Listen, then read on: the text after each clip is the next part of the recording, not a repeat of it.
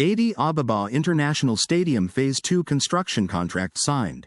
A contract agreement for the completion of the Minister of Culture and Sports, Shuwat Shanka, and Shin Bin, Deputy General Manager of CCCC, has signed the contract today in Addis Ababa for the construction of the remaining works of Addis Ababa Stadium.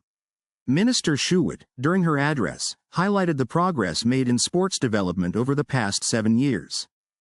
18.6 ቢሊዮን ብር ፕሮጀክት ነው ዛሬ የምንዋዋለው ይሄ ለኛ ለኢትዮጵያ ስፖርት ልማት ስኬት ትልቅ ድል አድርገን የምንወስደው ስራ ነው ስለዚህ በዚህ በሎት 2 እና ሎት 3 የሚሰራው የስቴዲየም የጣሪያ ስራ አጠቃላይ የስቴዲየም ቴክኖሎጂ የግቢ አጥርና ውስጡን የማሳመርና የማስዋብ ለሌሎች ስፖርትም የሚሆኑ ፋሲሊቲዎችን የማሟላት ከፍ ያለ ስታንዳርድ የትኛውንም ዓለም አቀፍ ደረጃ ያለውን ጫዋታ ለማስተናገድ በሚያመች መንገድ ነው ስቴዲየሙ እየተገነባ ያለው ከብዙ ውይይት በኋላ ነው ለዚህ ደረጃ የደረሰውና በዚህ ደረጃ እንዲደርስ አስተዋጽኦ ያደረጋችሁትን ሁላችሁንም እጅግ በጣም አድርጌ አመሰግናለሁ።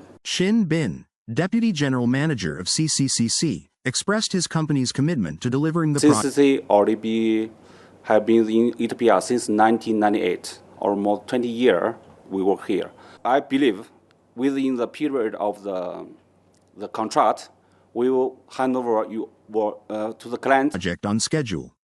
General Manager of MH Engineering and advisor of the project.